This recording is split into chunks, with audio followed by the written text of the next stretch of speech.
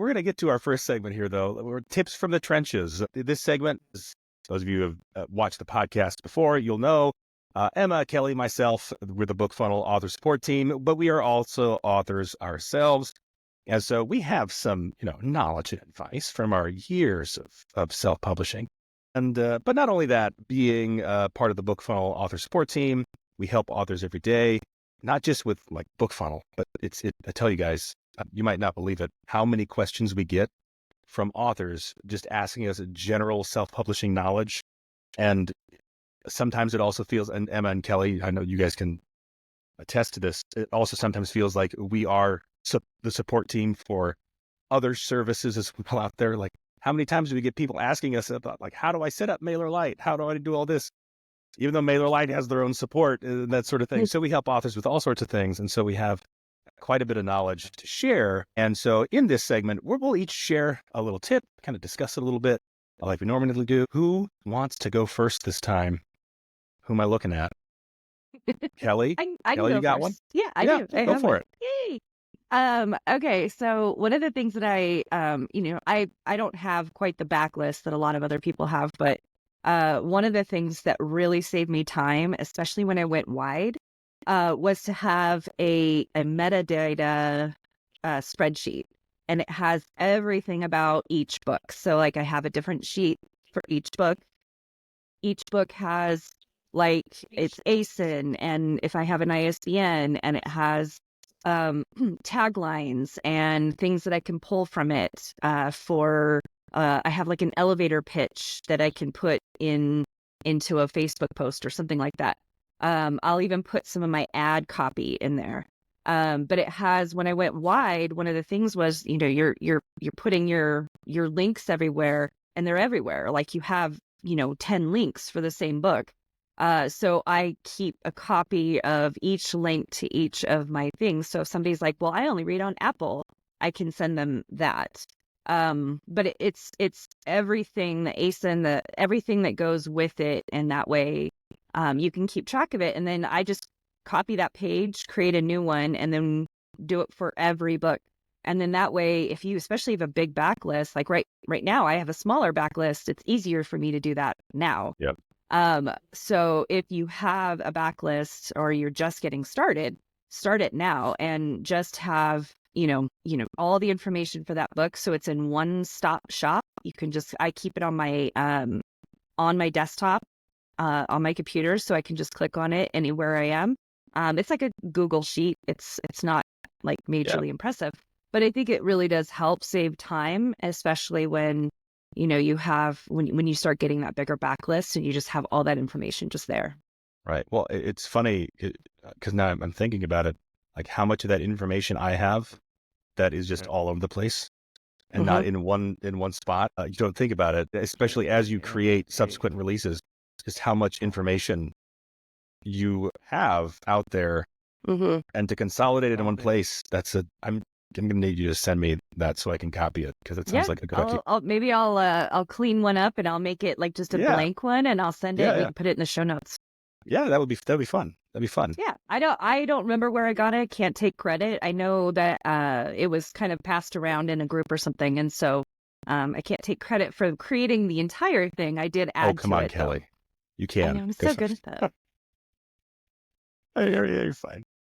Emma, you got something for us today? It's more of a show and tell because I've been diving into Kate's TikTok class and doing all of the graphics I need for my upcoming release. So I decided to take a trip to my local thrift store and buy a bunch of tchotchkes and make my own backdrop, which the lighting is bad, but when you film it on the phone, there's actually kind of a lot of little moments you can use to make like the custom TikTok backdrops or a flat lay for Instagram. And the backdrop came from Amazon, but the rest of it was stuff I had in my house I repurposed in the thrift store.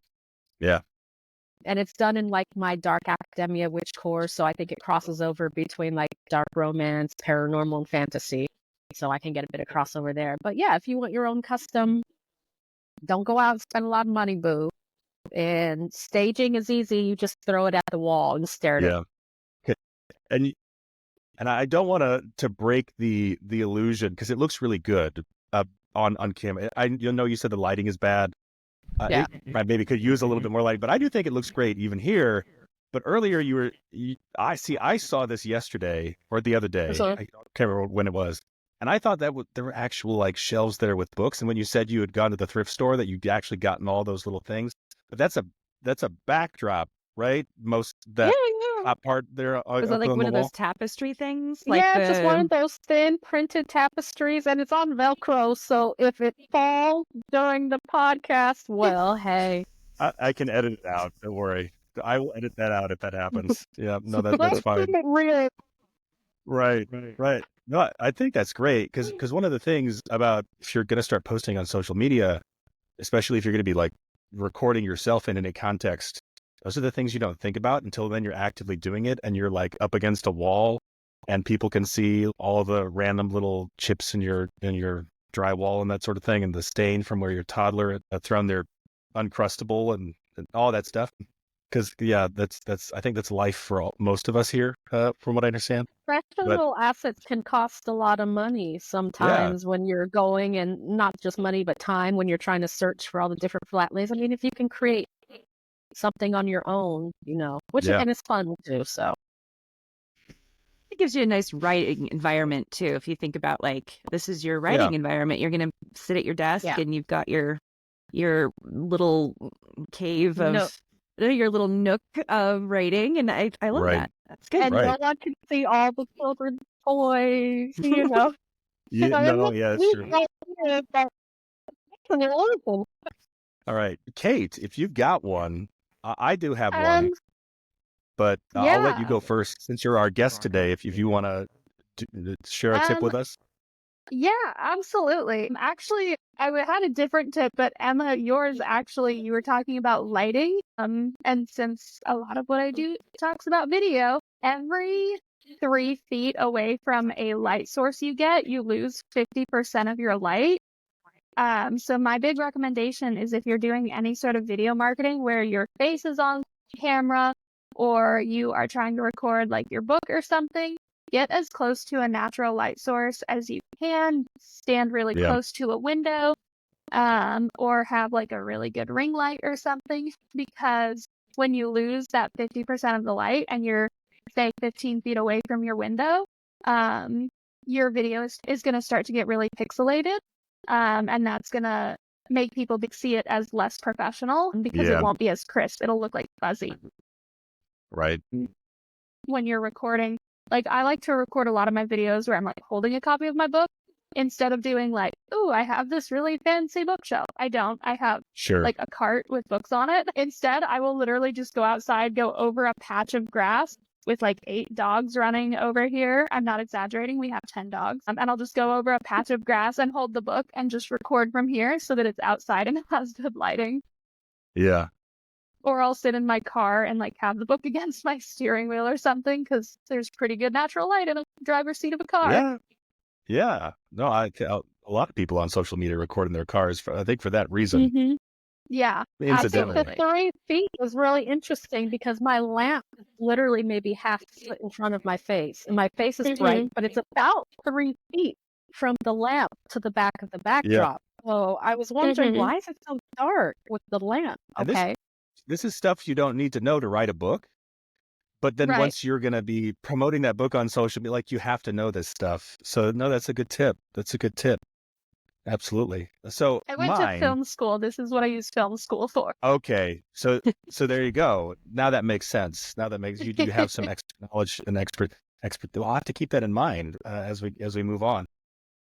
So my tip, ISO, white balance. Sorry, go ahead. yes. No, you're good. You're good. So my tip is more related to outlining today. I've been doing kind of some other ones related to writing the last few episodes. And so one thing that I try to do in my outlines, because there's a number of ways to outline. You can outline chronologically. You can follow a certain scheme. There's all sorts of different strategies out there. But one thing that I found was helpful, especially when like outlining a whole series. So trying to have a concept for a whole series is to have touchstones that you're going to touch on in each book in that series, right?